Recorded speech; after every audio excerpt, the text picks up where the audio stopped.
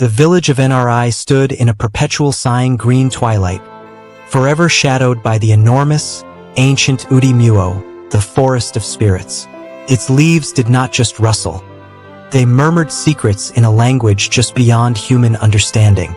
Adaeze, a young woman with keen eyes and a thoughtful heart, felt the forest's presence more than most.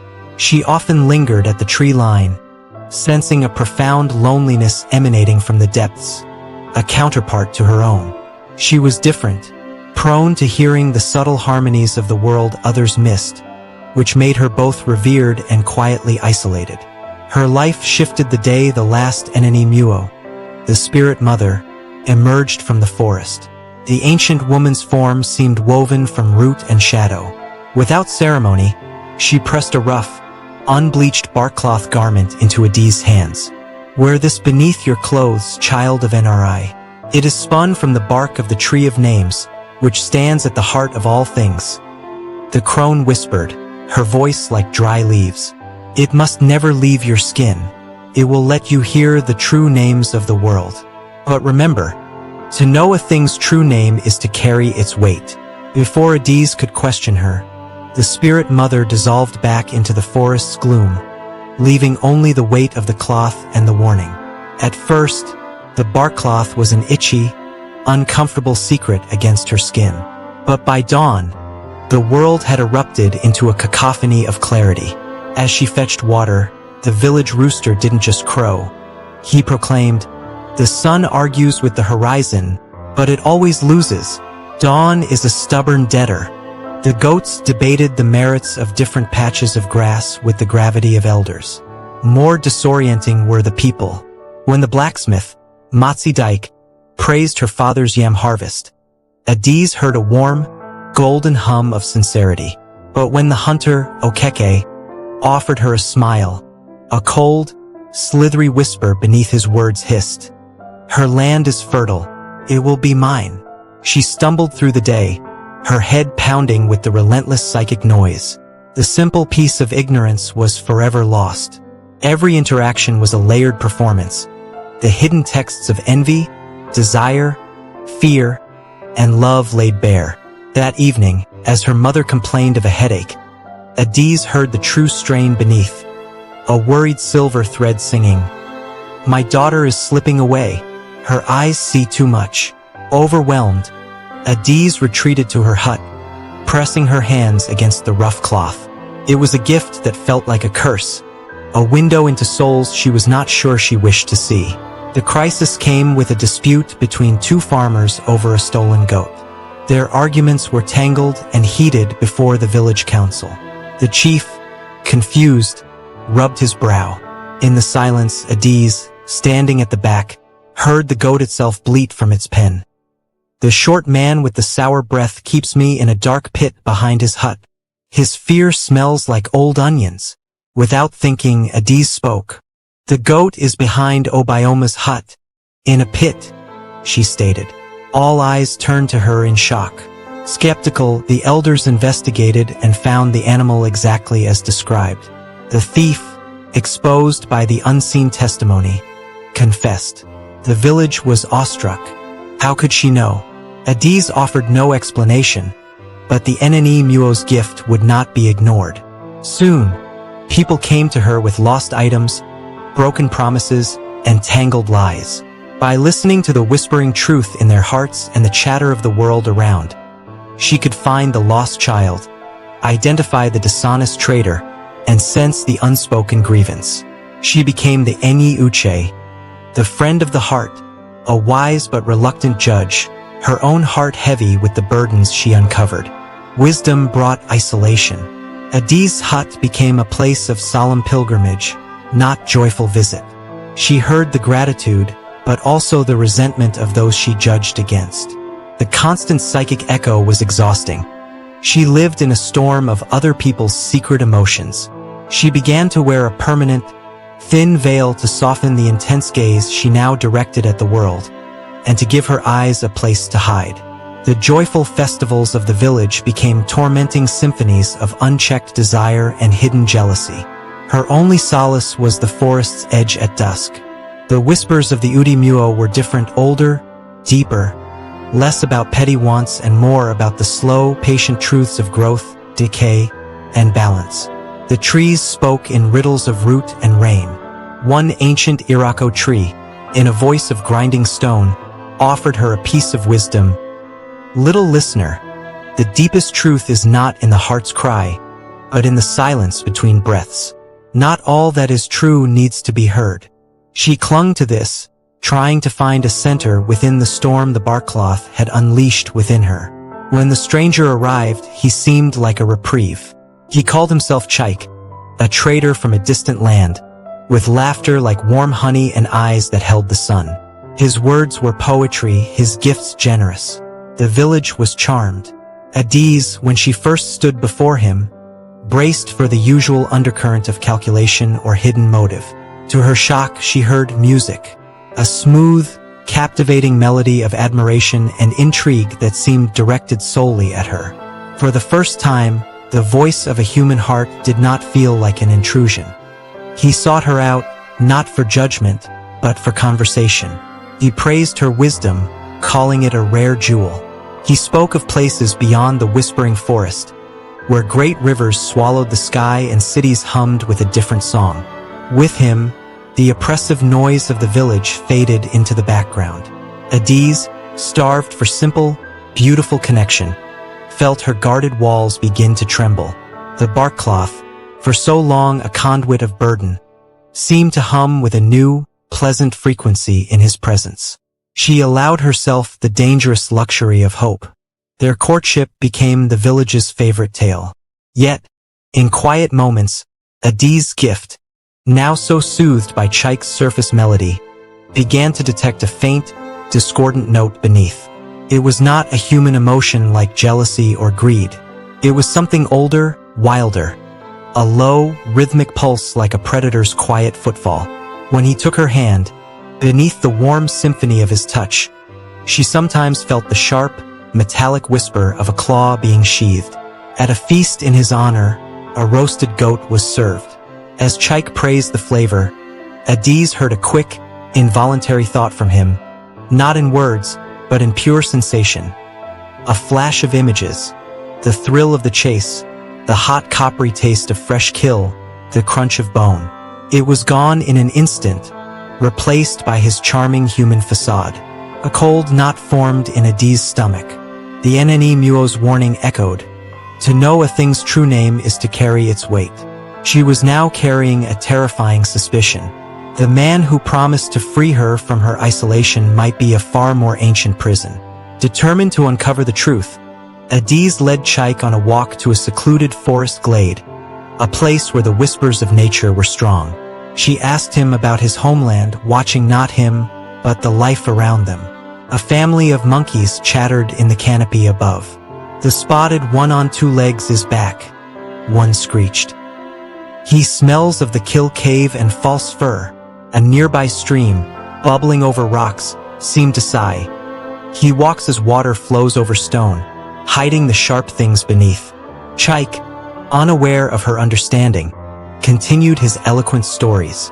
But as a bright butterfly landed on his shoulder, Adaeze saw his eyes, for a fraction of a second, focus with not human appreciation, but with the intense, still focus of a cat.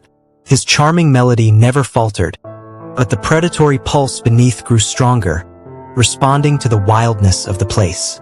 Adaeze's heart hammered against the barkcloth. The forest itself was confirming her dread. Her suitor was not a man.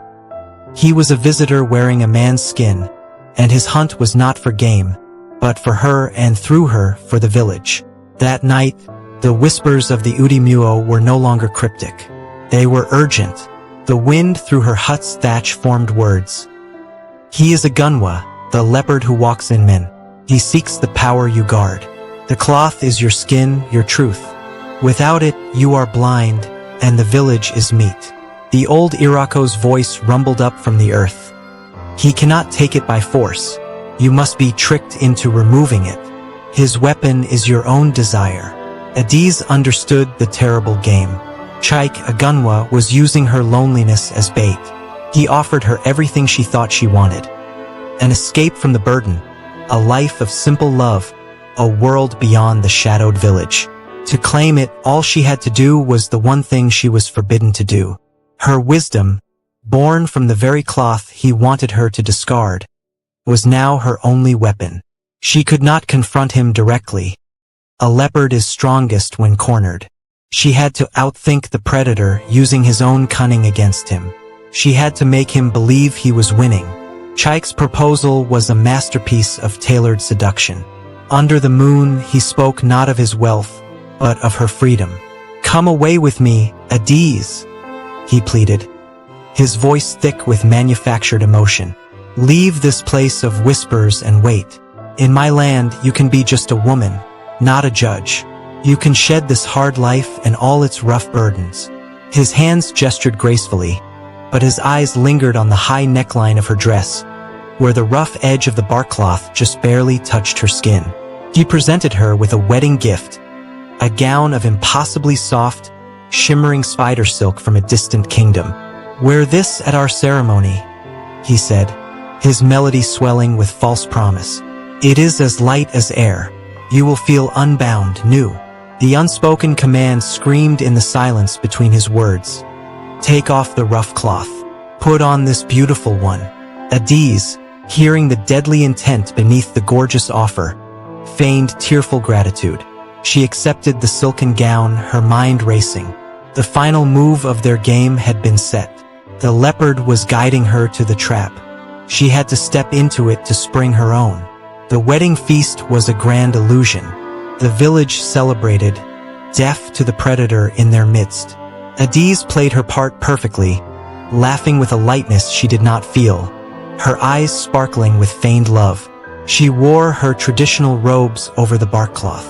Chike watched her like a hawk, his smile not quite reaching his eyes, which now held a gleam of impatient hunger.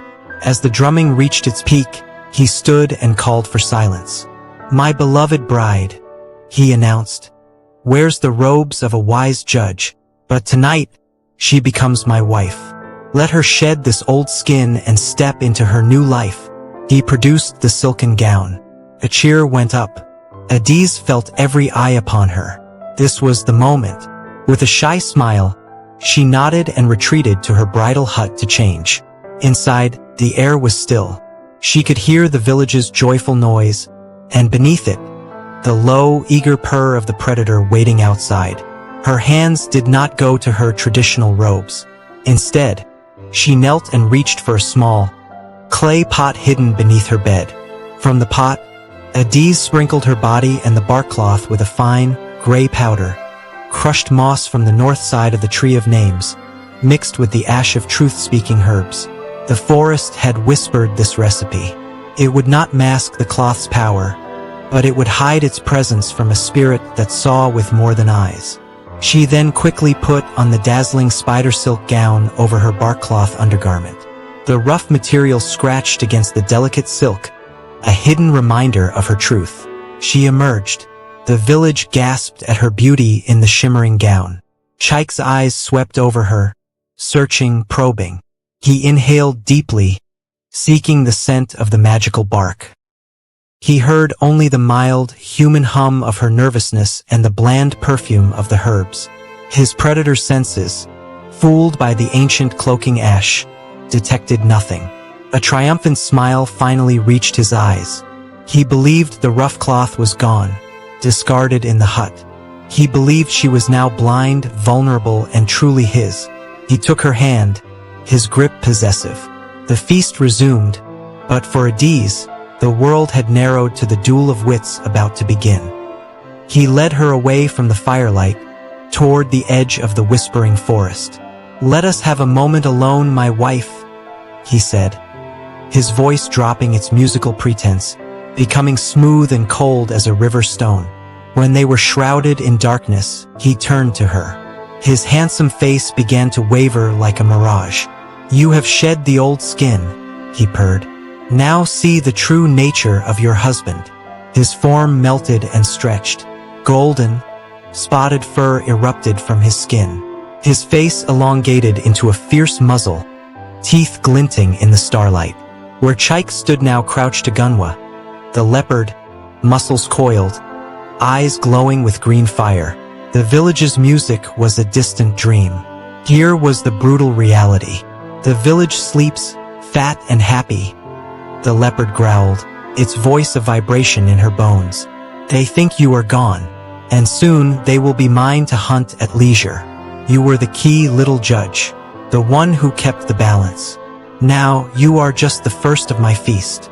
Terror threatened to freeze Adaeze's blood. But beneath the silken gown, the barkcloth pressed against her skin, a constant, rough anchor. It fed her the truth of the moment. His pride, his gloating certainty, his belief that she was utterly powerless. She did not run. She stood tall, meeting his glowing gaze.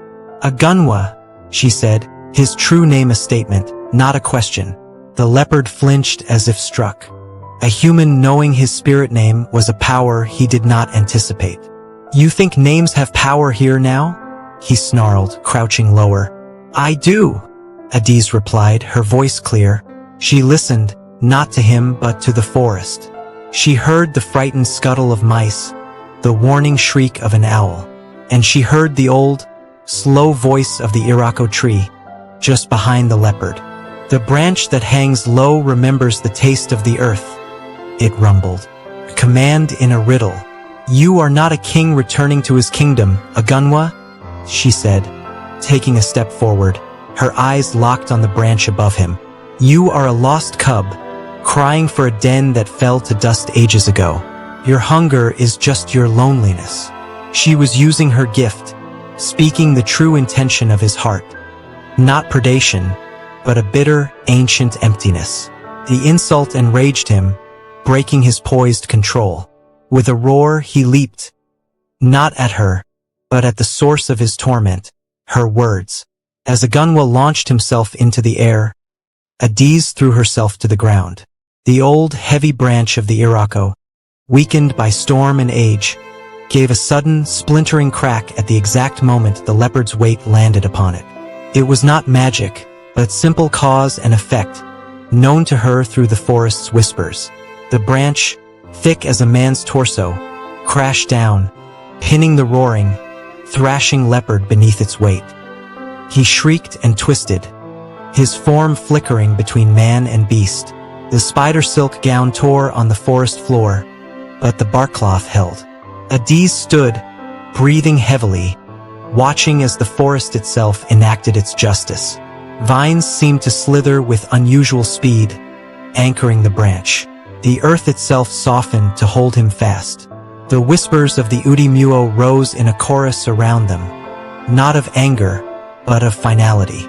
You are of the forest, Agunwa, Adaeze said, her gift hearing his fury turn to confusion, then to a weary ancient fear.